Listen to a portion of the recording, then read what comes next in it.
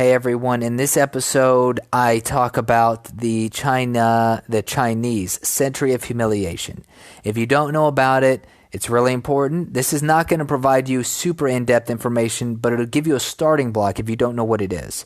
It'll help you kind of get an idea of where some of the Chinese rhetoric or where some of the feeling about the world comes from.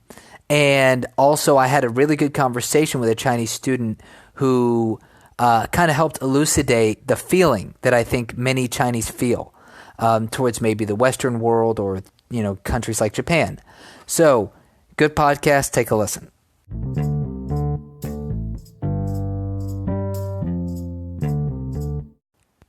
Let's discuss a little bit about the Century of Humiliation. So, if you are not familiar with Chinese history or what, Chinese culture, chances are you have not heard of the history or the Century of Humiliation.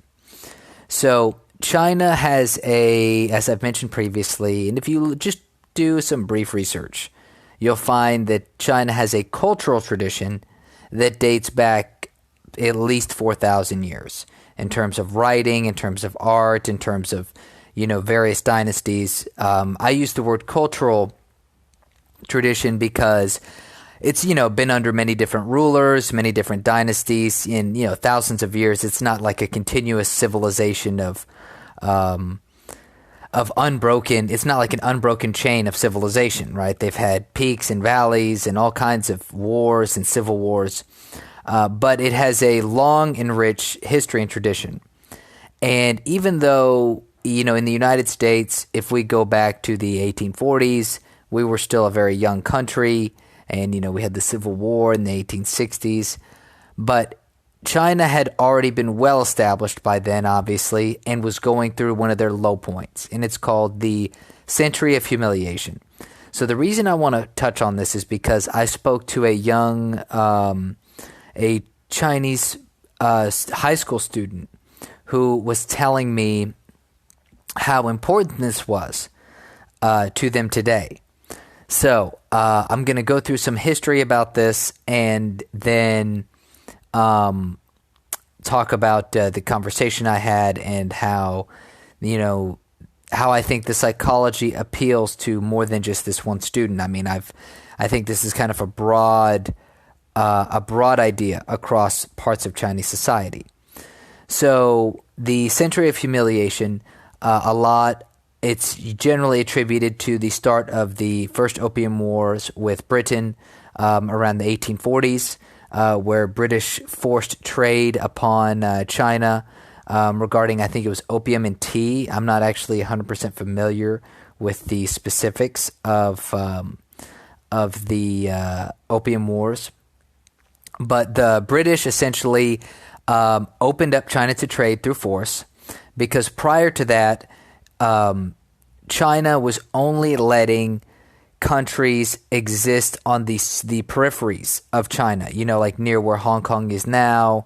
And I guess it's the southeastern part of China called the Guangdong area is where they would just let some foreign merchants and merchant ships trade there, but they wouldn't let merchants and companies get into the deeper parts of China, and they kept foreigners they give them very limited access and kept them very isolated from the rest of China. Well, the British did not want to, they wanted to get more involved. They saw the potential for trading with the Chinese, and so they basically forced their way in through military expansion. So they were able to militarily overcome the Chinese, and as a result, they signed a treaty with China, which gave them Hong Kong, and I believe the treaty is called Treaty of Nanking. And that is when they got Hong Kong in the 1840s. So it's funny. This is relevant today because it's, we see all these protests going on in Hong Kong and how it was under British rule. And this is how it got started, right? It all got started back in the 1840s during the Opium Wars when the British basically said, hey, you don't have a response to us militarily, so we're going to go ahead and we want this piece of land, Hong Kong, and they developed it nicely. You know, I mean, obviously, the people in Hong Kong loved the rule of the British so much so that many of them are using I read a headline the other day that many of them are using the old colonial flag from Britain as the flag of resistance. The British really did set up a good system over there. Like, it's very orderly, they're law-abiding and all that. Anyway, so there was another Opium War in the I believe it was the 1850s into the 1860s. And during that time, the other countries were getting involved too. So it was British, the French came in. There were other European countries that were coming in, and the United States also pushed its way through in the late 1800s as well. And anyway, during that time, I believe it was during the Second Opium Wars, the British or the French or both burned down the old Summer Palace is what it's called in China, which is a very well-known structure that apparently, I've read this in several areas. I've read this in multiple publications. I've read it on the China Daily. I've read it in Kissinger's book on China, that the fact that the British burned down the old Summer Palace, which is like, think of it kind of like, it's not the White House, but it'd be kind of similar. Think about the White House with like a few hundred more years of tradition behind it. It's like that, and they just burned it down. And I think that the history of China, they just weren't used to that kind of those kind of actions. Now, when I say that, obviously they've been through some brutal wars, but something about that seems to have stuck in their craw. Now, whether that's artificial or real, I don't know, but that's the situation. So they're upset about that. Japan came in the they had, I guess it's called the First Sino-Japanese War in the 1890s, and China was defeated. And I think that is when the Japanese took the island of Taiwan. Now, Taiwan had been loosely governed by China for a couple hundred years before that. So when Japan took over, but this was before the invention of the nation state over there. So they considered it Chinese, but by modern law standards, we probably wouldn't consider it that, but they did at the time. And they gave that to Japan. Japan also reinvaded China during World War II.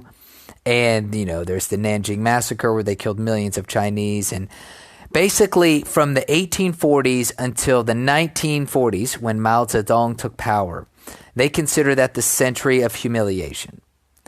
And they call it that because basically China was just constantly defeated, right? I talked about how in the early 1840s, the British came in and basically said, hey, we want to trade. They said, no, you guys can trade on the periphery of China. They said, nope, that's not going to do it. So the British forced their way in, and a lot of other countries did as well. And so from that time to the, mid 20th century, China was basically on the losing end of almost every single military conflict. And it's still very fresh in their minds. So hold on there. Going to put in some ads, and then I'm going to continue with some of the conversation I had with the student.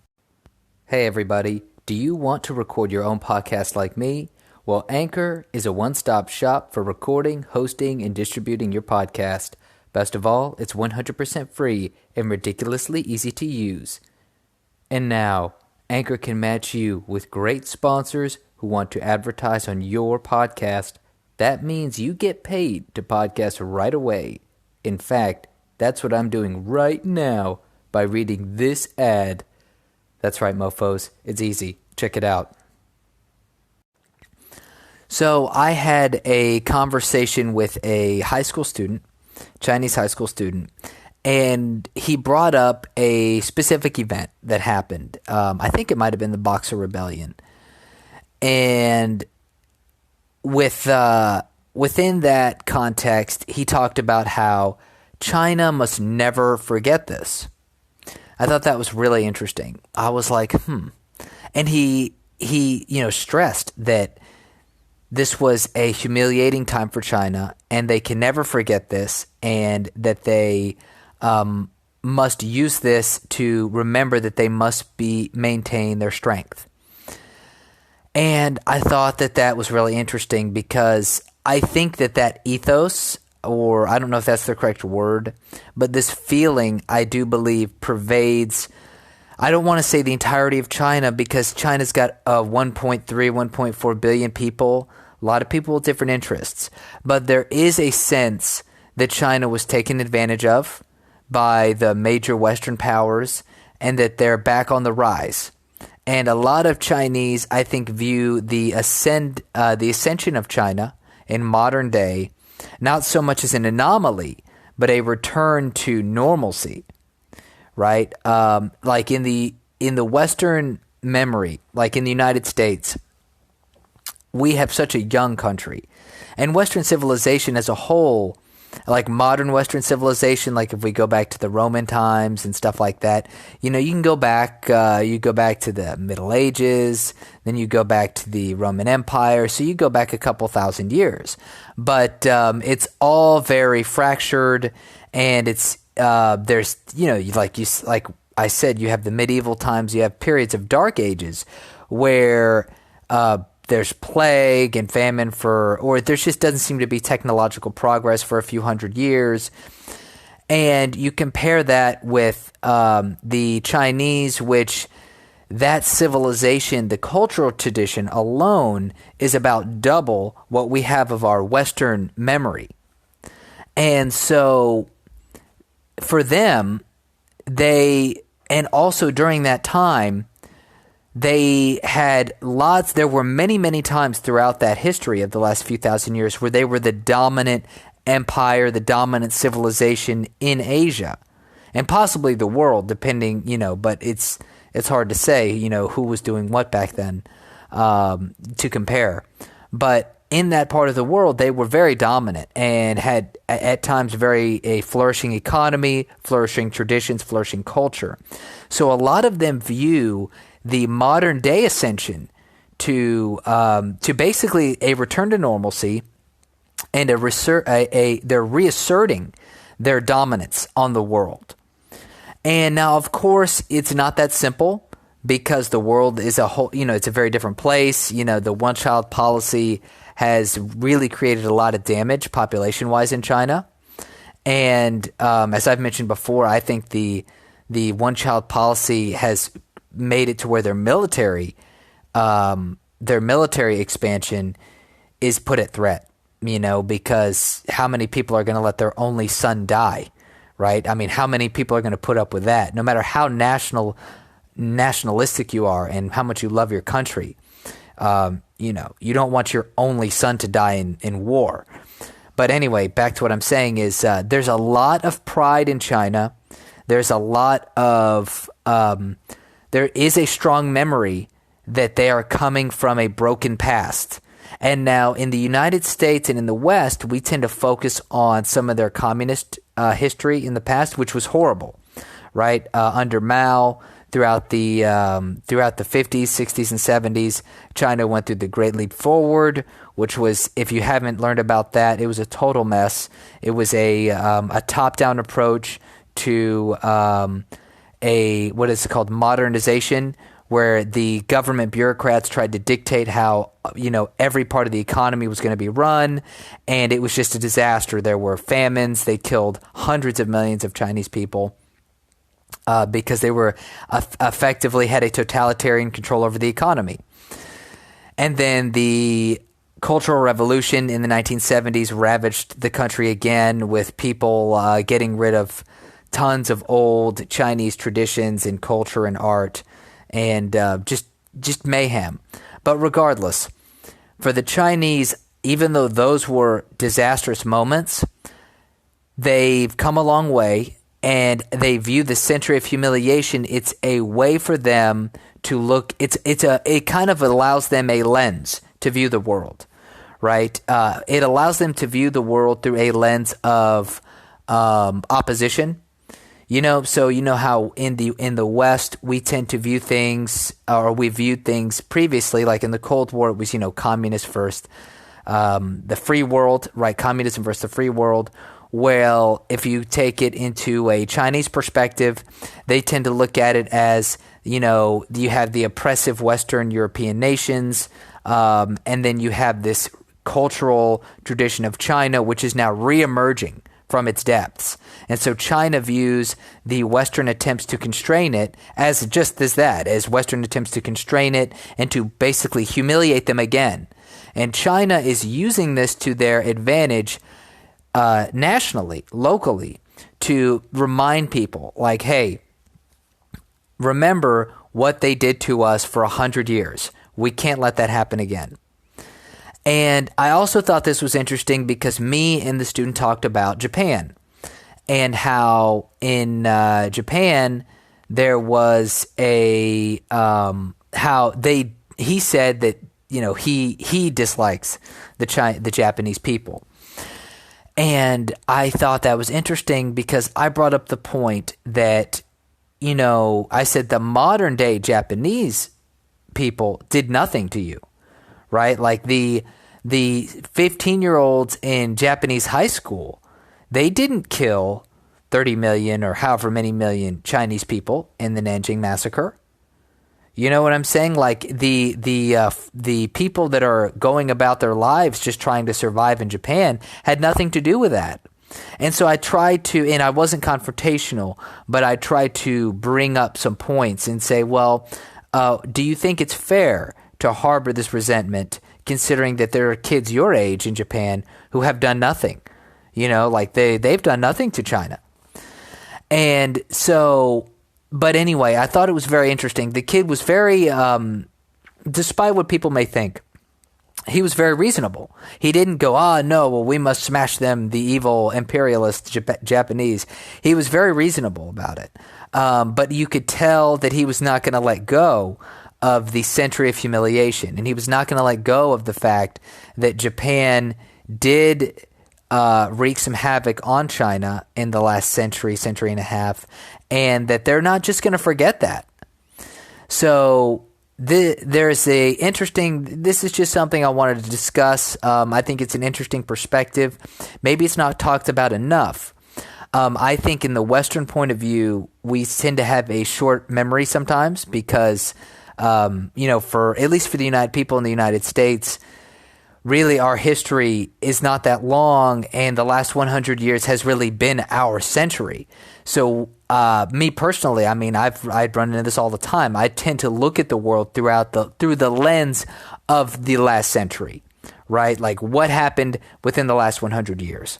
But you take a country or a civilization that goes back further than that, and there's a longer history, there's a longer perspective, and it comes from a different place.